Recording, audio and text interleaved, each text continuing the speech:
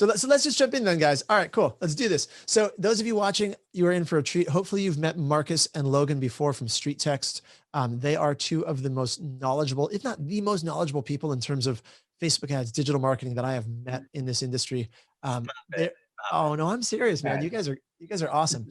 Markus is coming to you live from his converted podcast dungeon trailer. I'm on the air. He's on the air. So we're talking about for this webinar, iOS 14. That is the operating system that runs on an iPhone. And even if you don't have an iPhone, the reason why you want to watch this is because your potential clients have iPhones. Guaranteed, at least one of them does, if not a lot more. And there's some changes happening. So let's just start at the top. I don't know, Markus or Logan, who wants to start, but what is happening with iOS 14 that we need to know about? Well, Logan, I'll defer to you and then I'll expand.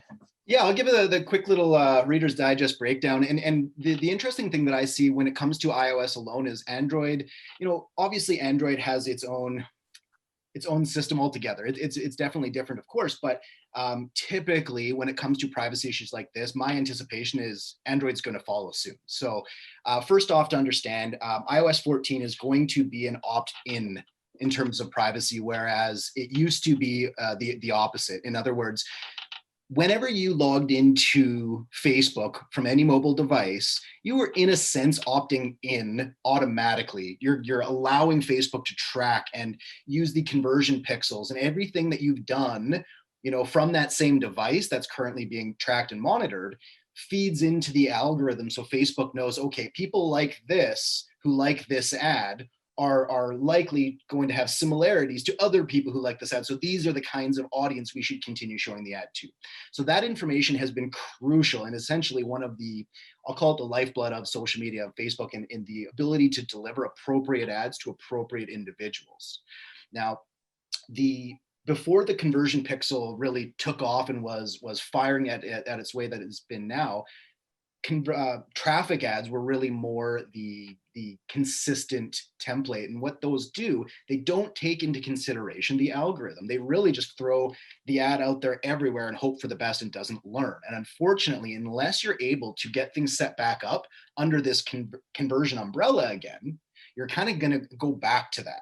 Just, leads coming in from everywhere, not necessarily qualified by people who've seen the right ad, if that makes any sense. So one thing that we're trying to do here at StreetText is allow for that all to continue happening. Allow for us to feed back the information from the click back into Facebook so that they can keep learning using the algorithm and keep improving upon their ad delivery. That's, again, it's incredibly important. What we're looking at here is as soon as this button gets, or the switch gets flipped, so to speak, we're anticipating millions of ads going down all at once. We've been given a date. Whether or not they're coming public with that date or not, I'm not entirely sure, but it's coming. It's within the next couple months. And again, people who aren't prepared for this, our anticipation is ads are going to go belly up and people will then be scrambling going, why aren't my ads working? How do I fix it? Then they have to build the solution. They have to have Facebook approve said solution, and then they have to get back on track. So my thoughts, again, there's going to be a very interesting period of time here where a lot of people who don't have the appropriate mechanisms in place, there's not going to be as many ads out there. So the people who do have the appropriate solution in place, using companies again like ours or others that can create this solution, it's kind of like the Wild West all over again. There's going to be a pretty unique opportunity presenting itself. So again, the biggest change is that when you go to the iOS 14 update, when you go to sign back into Facebook, you're going to get a big pop-up that says, do you wish to share all of your personal information with Facebook? Yes or no. The anticipation is the majority of the individuals are going to say no, meaning that Facebook's ads that rely on that information not going to be as effective anymore. So again, you do need a mechanism in place to facilitate that. Markus, you want to elaborate on that? I do want Markus to chime in. Can I ask you one quick question though on that? And then Markus, also, when you say ads are going down, do you mean literally like they'll stop working as well, or they will stop, like they just won't be shown, period? How will agents know if it's happening? What we anticipate happening is literally ads being paused by Facebook, and then you being sent a notification, very similar to how when the special housing ad category took off in August of 2019, people who were running ads that weren't built under the special housing ad category were given a very short amount of grace period, right? The change was happened in August, and then I believe it was a month and a half later, anybody who hadn't rebuilt their ads under the special housing ad category, including the 15-mile radius and all that, their ads were immediately paused, and they were given notifications, you need to fix this issue. And for people who didn't fix the issue, they end up having their ad accounts banned, right? So now you're fighting with Facebook to remove all those old ads, show that you've done that, and then you can be allowed to advertise again. And we heard countless people, StreetText clients and otherwise, telling us, I mean, I've had my entire ad account banned and I'm not even sure why. We look into it and sure enough, they didn't fix their ads like Facebook was sending the messages telling them to. Interesting. Go ahead, Markus. No, I mean, I was just going to expand on that. And I was going to also say, hey, Logan, let's pretend I'm just a Facebook dummy. Okay. Because I think a lot of people are like, what's a traffic ad? What's a page post ad? What's a lead ad? What's a conversion? What are you talking? This is all way over my head. So let's break this down into like, how does this apply to me? And what type of ads would I be considering being worried about? And you know, because some people, and I mean, it may not even be running Facebook ads or wanting to run Facebook ads, or maybe they have a company running it for them and they have no idea how they're running those ads. So where does that come and apply to me if I'm just some realtor, you know, whether I'm marketing my own listing or looking for buyer leads or seller leads? You know, again, from our system alone, I would say that 90% of all ads we've had people creating are using the conversion tracking pixel. And that's something that I would suggest most companies who know what they're doing, they've switched to that method years ago already. So my thoughts are that the majority of good ads that are currently running or have been running well for a while are using that objective. And that's the objective type that's going to be removed. So again, what that truly means and how it translates in real time, we're all going to be kind of learning as we go. But we do know what's coming. And again, it's important to retrofit your ads, so to speak, and get things working the right way. If you want a quick breakdown as to what the two different types of ads are, conversion, of course, again, is anytime somebody's clicked on an ad, that information is parsed, so to speak. They say, okay, this individual or all the people who've clicked on this ad so far, what did they share in common? Similar sports team preferences, music preferences, Google clicks, search history, all the things that Facebook can track from your device is stored into that. And again, it's beneficial for, say, somebody like myself. I'm looking for a new vehicle right now. I don't want a Toyota Tercel, and I certainly don't want a Lamborghini. So seeing an ad for either of those two ends of the spectrum, they're not beneficial to me. So Facebook knows, based on my current search history, I'm looking for, you know, a GMC Denali. That's what I want. And thankfully, I see those ads, and every time there's a sale or a deal somewhere to be had, I can see that. And so it's beneficial to me and the end user on that end, right? And it's beneficial to the individual running the ad to be able to constantly be finding the right people. Because again, if I'm trying to sell a GMC Denali and I'm looking at somebody who wants to buy a Lambo, why am I'm serving the ad to the wrong person? So that's the benefit of using the conversion pixels. And again, so long as you retrofit and get these things set back up in the appropriate way, that style can still work. It's gonna still be fine, but there's some changes that need to be made on the mechanism level. Now, the traffic ad, essentially what it does is it removes Facebook's algorithm. And it basically says, you know, we're just going to show this to every single person, what that means is you're going to get more clicks. You typically reach more people in a day because the algorithm isn't saying, let's only serve it to this small audience. They're saying, hey, there's 250,000 people who live in this 15-mile radius. Let's start blasting everybody. So you get a lot of clicks, but you get considerably less conversion, which is, again, why the conversion pixel is the way to go. Markus, if you were a new agent, would that have made sense to you? You like that? Yeah, I like that. And I was just pulling up something I think that might be helpful. Cool. But let me see if I can find it because my computer is all hectic. Go ahead. No, I was just going to say the key on this is just to realize that, like, we've got your back. And I think the important piece is with StreetText, we've always been known for seller leads, and seller leads are our bread and butter. And so anybody that's looking for seller leads, like, leads that are going to list with them, this is going to be important to you, because a lead ad is primarily a Facebook lead capture. A lead ad is where you ask for all the information up front and just go for it, like propose the marriage, like give me all your information. And there's reasons for it, and it works really well for buyer style campaigns if you're looking for buyers, or even marketing your own listings. But for sellers, we're famous for something called this dynamic lead capture funnel. And so what it does is it captures information in micro commitment steps.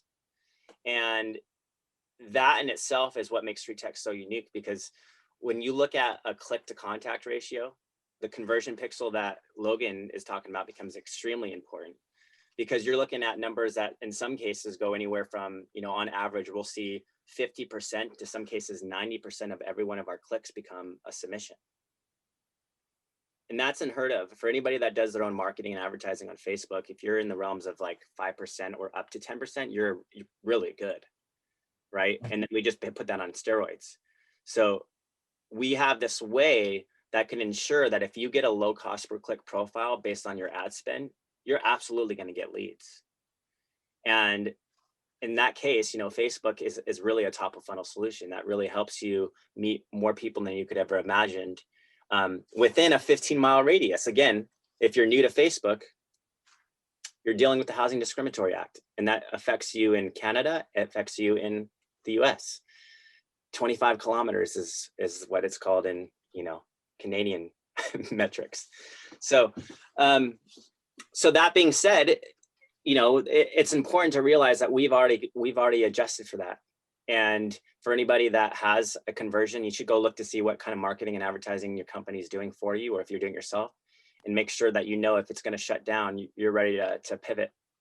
And then with that, how do you pivot? Well, we already got that solution, and it's going to actually serve you and actually enhance your process, because instead of having, a brand like StreetText in the landing page, or multiple landing pages, and or on the ad itself, Jesse, if you were selling, it'd be like jessehomevalues.com with your brand there, with your own personalized capture.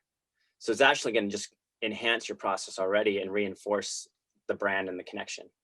And on that, just real quick, if I can, what I want to say, and I know I'm guilty of this too, is sometimes we mention things that's perhaps somebody brand new to Facebook, brand new to real estate, go, exactly, what's that? What's going on? And the biggest piece of information I like to impart here is simply what Markus said, is we got your back. And if you're seeing this video, you're in the right place. Being part of LCA, first and foremost, this is where you kind of get, hey, there's something going on that I didn't know was happening. There's something I'm going to need a solution for. Even if you don't really understand what all that is, now you have an idea that there is something impending that's going to impact your ads, regardless of where you built them before. So being part of groups like LCA, again, incredibly valuable. You've at least now got an idea that there's something happening.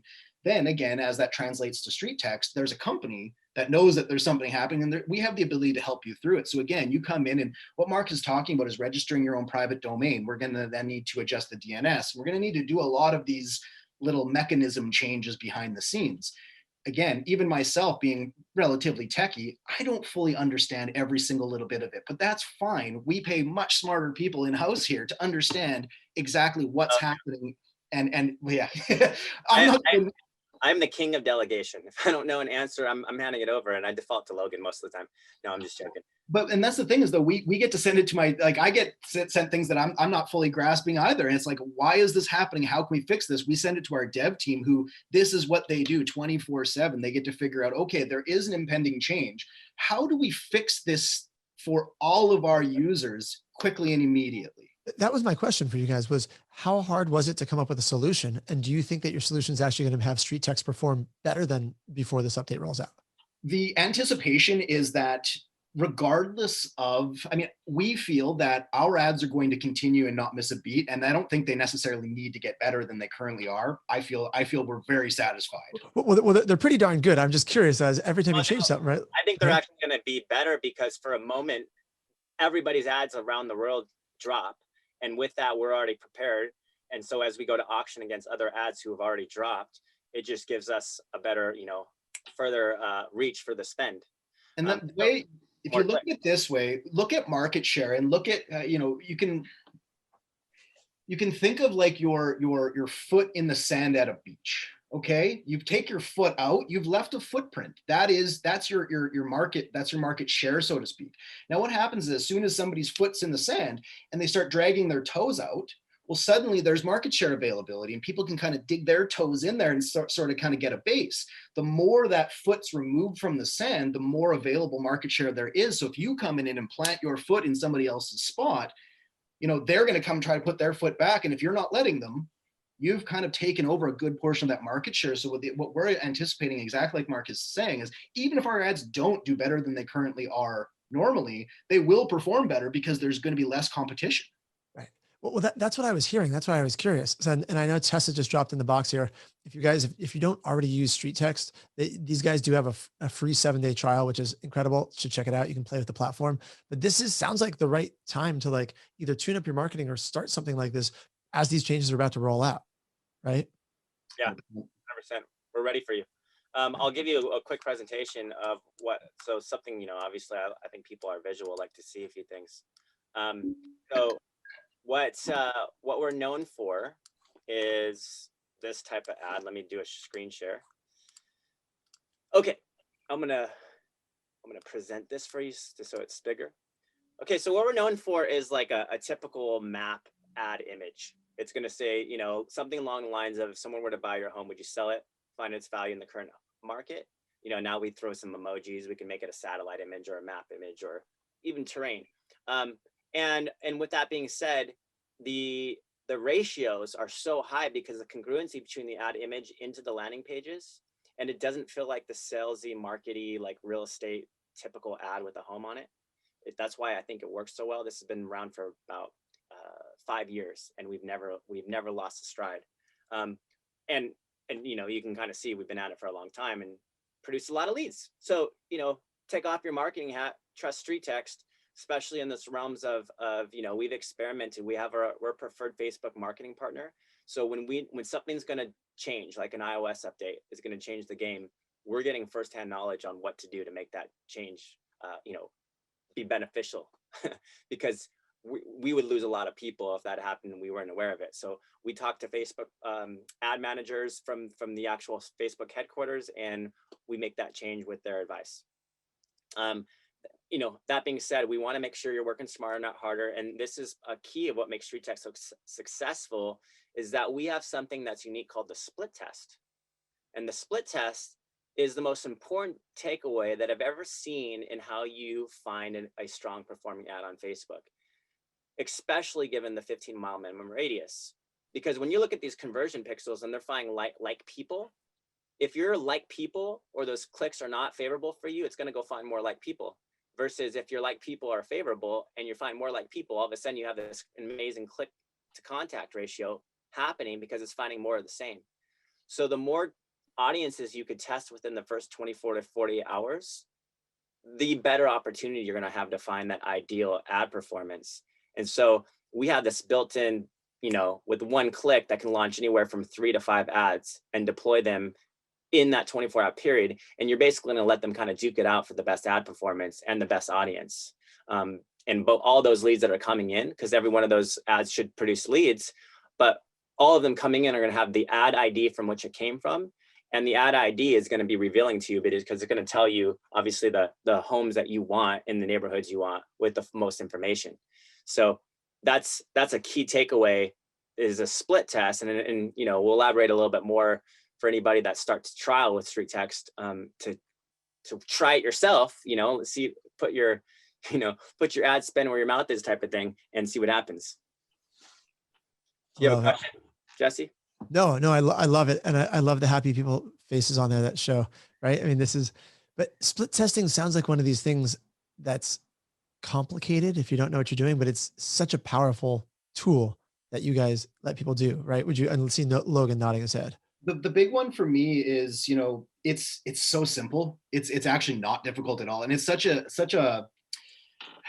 simple thing to do. But again, even people who've heard of us other places and whatnot, I get told at least 2 or 3 times a week, Logan, you're the expert here. I'm going to do what you say, but I think you're crazy. Like, I don't think this is going to work. Why? If I build 3 identical ads that look the same, sound the same, are targeting the same individuals for the most part in the same 15-mile radius, how and why would they perform differently? And we talk about the same thing, on most of our LCA, events. So anybody who's heard us, talk about this ad nauseum, forgive me for it, but it is that one item that it's just so darned important. And, it's to build a Facebook ad that works, there is some secret sauce. You need to have the right style of imagery for the area. You have to have the appropriate ad copy. It can't be too long. There's so many things that goes into it. But once you've identified a particular template that works, it doesn't mean that that exact ad is going to work perfectly every single time, because it's not just the ad that matters. It's the test audience. And that's the thing that a lot of people kind of omit or forget to realize, is that every single time you launch an ad on Facebook, Facebook needs to test the ad and determine two things. First, how much money they want to continue charging you, and who to keep showing this ad to. So what they're going to do is, as soon as you launch the ad, Facebook's going to show it to the first 500 people in the area. As soon as it's reached 500 people, Facebook then says, okay, what is the ratio between these three categories? Good, negative, neutral. For people who took no action, just scrolled past it, they were still reached. They were an impression. You came across their screen. You're not paying for that, but they calculate as a neutral on your ad performance. The ones who took negative action, they commented something nasty, they put an angry face, they marked it as spam, that's obviously bad. We want to avoid those people. The ones who took positive action, clicked, liked, shared, commented, great. Facebook then compares the ratios and says, okay, we have a good ratio of positive activity on this ad among the first 500. Now we can establish relevancy. Relevancy is a 1 to 10. The higher the relevancy, the more clicks Facebook feels they're going to get on a daily basis, the lower your cost per click amount. If you've got a $9 daily ad limit and Facebook doesn't think you're going to get a lot of clicks in a day, they're going to charge you, say, $4.50 a click. They anticipate 2 clicks a day. They want to maximize their money. They don't want to leave money on the table. Facebook's great, but I mean, let's face it, they're here to make money too. This is how they make their money. So, as soon as Facebook's established relevancy, yes, they set a cost per click. Now you start seeing the leads coming in at a cost-effective rate. Wonderful, but exactly like Markus is saying, that doesn't again mean that they're quality leads, because there's going to be a variance in terms of what you're looking for. Address-only submissions, particular area, there's so many things that feed into this. So after 24 hours, though, both of those things have been established. Not only can I see my stat lines, I know how much I'm paying per click, per lead, per email, I can also see where those leads are coming from and what kind of quality I feel that they are. And if after 24 hours, I'm not seeing what I want, I pause that ad, right? So instead of doing one ad, waiting 24 hours, hoping you hit, and then not and having to do it again, build 3, let them compete against each other, because even though the ads are the same, who they first target will always be unique. The way those individuals react to the ads will always be unique. Thus, the way that they perform, they're going to be unique, right? So, and you don't need to test for weeks at a time. One day of testing, your ad is set. You know what it's going to do. Lock it in or turn it off. Simple. Is it budget dependent for the test too? Or do you have to spend a certain amount for each thing? Would you say for a marketing budget? I would say roughly it's usually $10 of ad spend, or 500 people reached. If you're in central Arkansas, or if you're in an area where there's less population, it's going to take more time to reach the same amount of people. Sometimes it takes more or less money, but I would say a pretty, I'm sure Markus would agree, pretty general rule of thumb, $10 of ad spend or 24 hours. Typically, you've reached 500 people within one of those two. Yeah. I mean, it fluctuates from some areas, like in Los Angeles or some of the higher end markets, I'll up to like $12, but it's not big of a deal. And you just do that long enough. Like there's a gal, Tiffany, that is part of Tristan's team that we did a split test for, and in LA, and I used one of the funnels and all 3 crushed it. And so she literally let all 3 run at $9 each a day. So up to 27, if you could combine all 3. For a couple weeks, because she was getting such great lead flow and she couldn't decide which one she liked the most. And, she was taking appointments and so forth. So it's one of those things where you could literally wake up and have 3 great ads, or you can wake up and have 3 duds. So you pause them and you set up another split, or maybe we do a slight variable, which is called an A/B test, right? When you A/B something, you just change something small. It could be emoji. It could be a slight change in image. It could be even a slight change in text. So there's, this is why you rely on marketers and not try to do it yourself. I love it. And I love that the biggest problem that she had was like all 3 ads worked and had too many leads. Like, cool, let's just let them run. I'll share an example. This was a gentleman I literally was just talking to, moments ago before we got on this call. This is a split test he'd set up recently. He let them go for longer than I would have liked to see. But as you can see, $1.69 per click, not a bad cost per click. That shows me it's fairly relevant. However, of 10 clicks, only 3 people left lead information. So at $16, he's averaging $5.64 per lead. Not good enough. The fact that he had all 3 of those people leave emails and phone numbers, great. I like that. But still, these numbers are just not quite there. We look down a little further. This one's even worse. It ran the exact same ad at the exact same time. It's less relevant, thus a higher cost per click, spent more money and got fewer leads. He's averaging, if he keeps this ad running, he's going to spend $17 on average for every 1 address he gets. Way too much. Again, I go up with the one we decided to keep. It's run at the exact same time, the exact same area, the exact same image. In fact, when I launched this for him, we built 3 on the initial ad builder. They're perfectly identical. This one, however, just happened to hit an audience that found it more relevant. $1.50 per click, same amount spent, 7 leads. So he's averaging 1 address per every 257, and he's getting 4 emails so far for $17, less than $5, $4.50 an email in Tacoma, which is a decent median. You're talking $500,000 median, give or take. And had we run 1 ad, if we had run this ad here, him and I would be talking right now and him saying, yeah, StreetText isn't for me. Facebook leads don't work, right? These ads suck because we didn't test it properly. But thankfully we did test it. We found an ad that works, and this gentleman just signed up for a year. So were there different calls to action, different copy, or are they literally identical? Literally identical. When we launch 1 ad, we have the ability to say, launch this ad how many times? 1 to 5.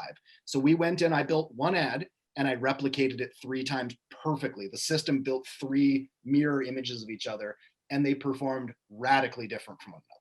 So interesting. And do you think with the iOS 14 changes, will anything change? Or will you have the same ability? How's that going to affect it? So again, if you are going and reverting to what Facebook's going to allow you to do manually yourself without the appropriate mechanism in place, my anticipation is you're going back to traffic ads. You're going back to, let's just hope for the best, but Facebook's not able to learn from itself. Whereas again, we're able to say, okay, John Smith clicked on this ad. Our system, so Facebook says John Smith clicked on an ad, great, but they don't know if that click became a lead. They don't know anything about it. Whereas our system then says, hey, John Smith became a lead. We can then send third-party data back to Facebook to close the loop. So Facebook now sees, oh, not only did John Smith click, he did put that lead information. His profile type is appropriate to keep serving this ad to these individuals. But if you don't have the ability to feed back that information. So, and are you doing that with retargeting pixels based on different pages they hit on your site? I mean, is that, not to get too technical, but where I'm going with this is, if you are a realtor watching this and you're hiring a marketing company, it's going to have to make you more and more cautious about who you hire and what they know, is what it sounds like.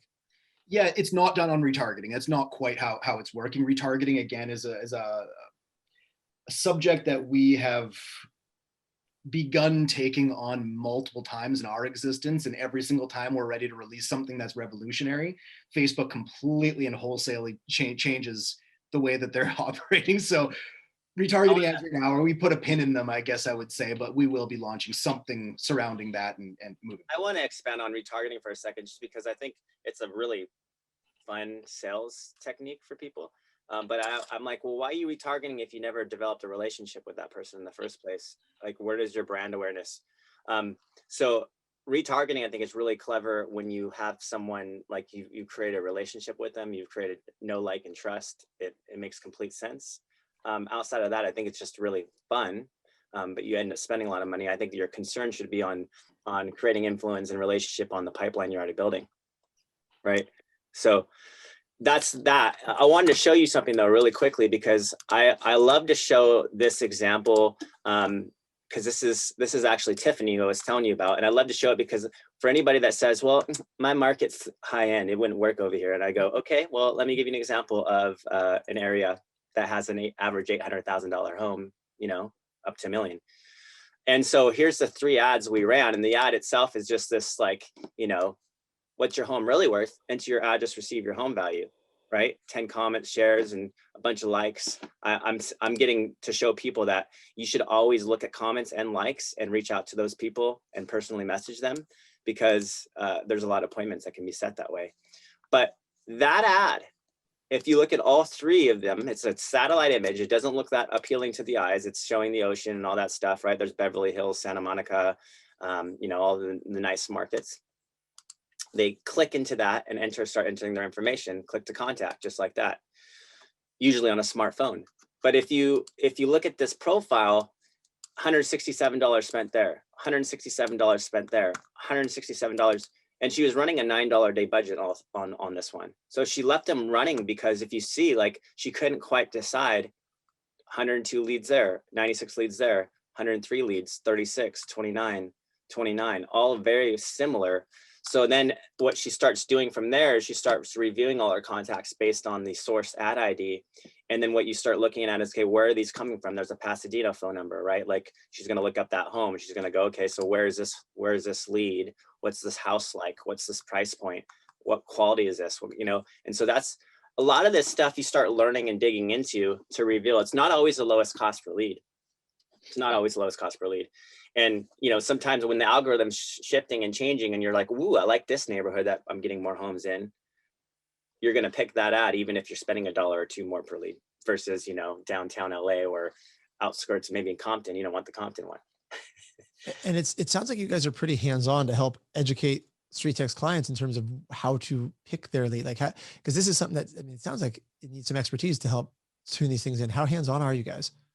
Well, I mean, for us, we do our best to help everybody in every way that we can. One of the biggest things that we've shifted a little bit more into lately is really good group training, where yes, we help people one-on-one, of course, but you're going to gain so much more benefit and value when you're hearing not only from Markus, not only from me, but from 100 other agents who have either just started with StreetText, just started with Facebook, or have been around for, you know, since our company's inception, you know, 5, 6 years ago, 7 years ago now. So you get some of the, I call them the OGs, right? You get the people who've been with us forever, and they've gone through the growing pains. They've struggled at times. They've crushed it at times. So now they're the people who I'm most interested in learning from, because if I'm trying to develop a new system, I'm hearing all these things people are doing, but I might say, you know what, but I really still want to do this. But to hear from somebody who's done that year after year after year and not seen the success until they've made a shift into maybe adding video, you know, not just firing off CMAs blindly, whatever it might be, whatever you're currently doing, we recommend to everybody, come in, keep doing what you're doing. Don't just come in and wholesale change everything necessarily. Come in, keep doing what you're doing, but really pay attention to the group, figure out what everybody else is doing and improve 1% every single day. Get a little better at what you're doing every single day. And again, I don't care if you're brand new or you've been around forever. The way we look at it is every single person that joins StreetText, I'm sure it's the same for LCA, you have something that you have to learn. There's things that you need to learn, but there's also things you can teach other people.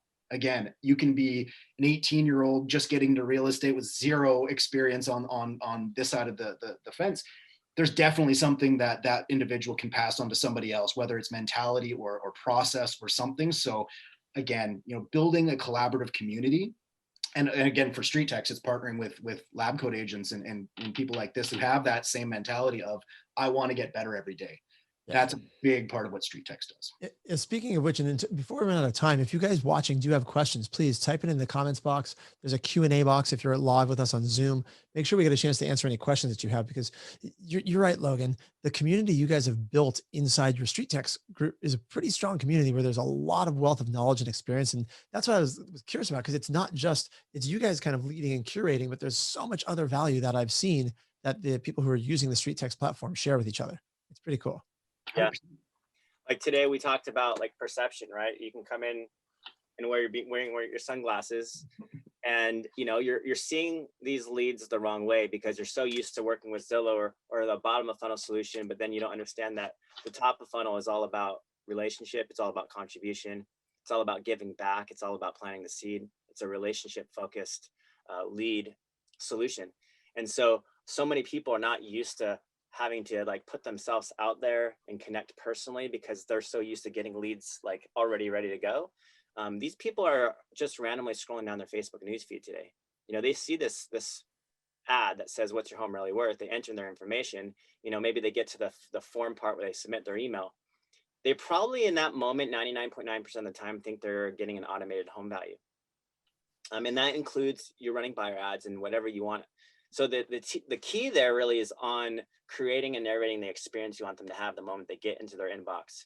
And that is really built for the realtor that loves virtual connections, you know, loves the idea of perhaps putting themselves out there on Facebook and reaching out to them with a PM, you know, and just being, you know, in a place of contribution. Hey, there's no obligation. This is my way of giving back. And, you know, looking to actually create a conversation, not just hand over a CMA, which anybody can do. It fully makes sense, guys. We've got a few more minutes here. Oh, I thought I had a question that someone's saying where they're from. Cool. So I've got more questions. If no one else has questions, I always have questions. Yeah. In terms of when you are really learning this and you're just kind of getting started, do you need to worry about the iOS changes, or is it more just focus on the basics, get it started, and just trust that the others are going to kind of guide you to do your thing? Yeah, so two sides of that. First off, there's going to always, the one consistent on Facebook is that it's consistently changing. So there's always going to be a looming iOS update or something. That's, you know, not to be gloom and doom, that's just the way it is. So again, you know, regardless of what the impending changes are, know that there's somebody that understands it better, that is working on a solution, that when that solution is necessary, so long as you're part of the system, part of the platform, you're going to be one of the first people to know about it. And we're going to not only just say, hey, there's a problem. Oh my goodness. Like, everybody has to solve the problem. It's typically, we identified a problem. Here's what the problem is. Here are the steps that we can help you with to help you fix that issue. But then beyond that, regardless of any impending changes, it can be something as easy as follow-up. You know, oftentimes people are pretty convinced in their follow-up and they just need to match that with leads. Great, we can help you with that. But sometimes, or quite often, there is more personality that's needed in your follow-up. So a lot of times what I'll recommend to my clients is, hey, tell you what, let's pause your ads. Let's not start there. Get into the follow-up, get into the emails, embed video, fix the text message automations, get your back-end follow-up structure perfected. Then when you're happy with that, now let's start the 7-day trial. Now we'll start ads. And again, even if you're in there for 3 or 4 days, getting everything ready to go, we can reset your trial as soon as you're ready to launch ads. When you're ready to test ads and you're comfortable with everything else, let's hit the go button. And that's when we'd start the 7-day trial, right? So there's all sorts of different things. My recommendation, come try it out. Come to one of our first demos, meet your coach, figure out, go through the platform. You get a free trial. It's free in that we don't charge you anything. You're responsible for your own ad spend, of course. We're not going to cover that part for you. But you get to spend your ad dollars, which you'd be spending elsewhere anyways, but hopefully in a more convenient and, you know, better solution. Yeah, don't reinvent the wheel. You know, go and study those people that have done really well with this type of lead generation solution, like those people that are averaging a deal or more a month. Those are the people you want to figure out, okay, well, what's the process? You know, I put a post in our group the other day. I said, hey, how long have you been with us? How many deals have you done? You know, do you attend our weekly mastermind? And you're going to start seeing that there's this natural rhythm of success versus not. And we dive in deep to the mindset. We dive in deep to the integrations, to your process, to your follow-up, because that's going to be the key. All the leads are going to come the same to you, but some people see someone, you know, some of these leads as trash, the others see them as treasure. It's up to you. I'll say from my own experience, you know, any of my clients who, you know, struggled a little early on, most of them were hesitant or weren't able to make those group trainings. You know, I don't have time. I can't, you know, I don't see value in group meetings or whatever it might be.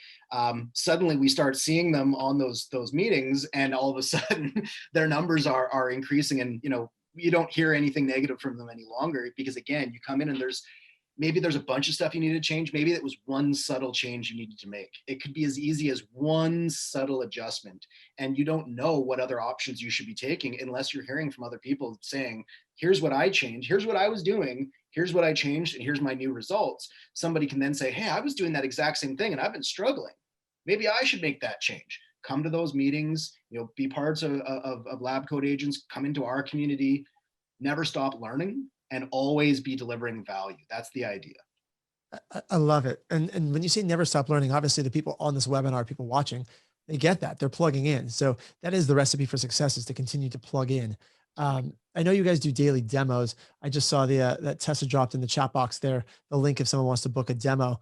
In the last couple of minutes we've got here, do you have any other tips, advice? I mean, that was really good wisdom you just had, Logan, but anything else you want to make sure that people know about today? I think we covered it. You covered it? All right. So I got one last question for you then. You ready? Yes. This is an easy one. And we only have a couple minutes, so we can't go deep, but obviously, there's some big companies, the big Z's make changes, and these other companies are changing. We talked about top of the funnel versus bottom of the funnel, targeting the type of leads you're looking for. And for the last couple of years, I keep hearing over and over again, you really should start going higher in the funnel, go higher in the funnel.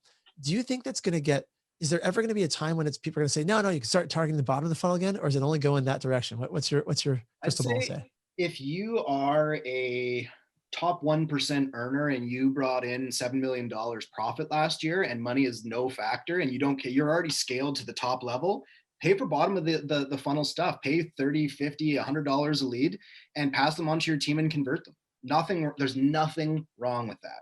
But for the 99% of the rest of us, where marketing budget is important, monitoring your budget is ridiculously important. The ability to scale is important. You need to be able to, meet your input and output based on where you currently are. And if you're not a 1% earner at this time, competing for those, the bottom of the funnel leads, it's a quick way to go out of business.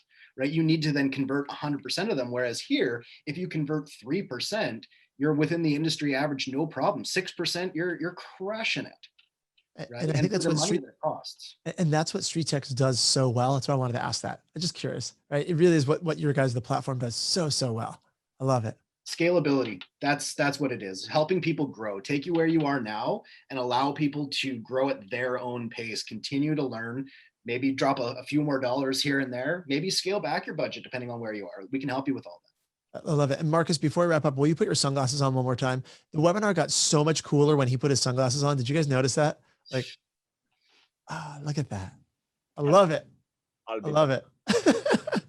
Guys, Markus, Logan, thank you for being here. This is awesome. Truly. If you guys have questions for these guys, they'll be tagged in the post. Feel free to ask them questions. It'll be up on YouTube so subscribe to the Lab Code Agents YouTube channel. There's a link to that in the box. And thanks guys. Truly appreciate your time. Thank you.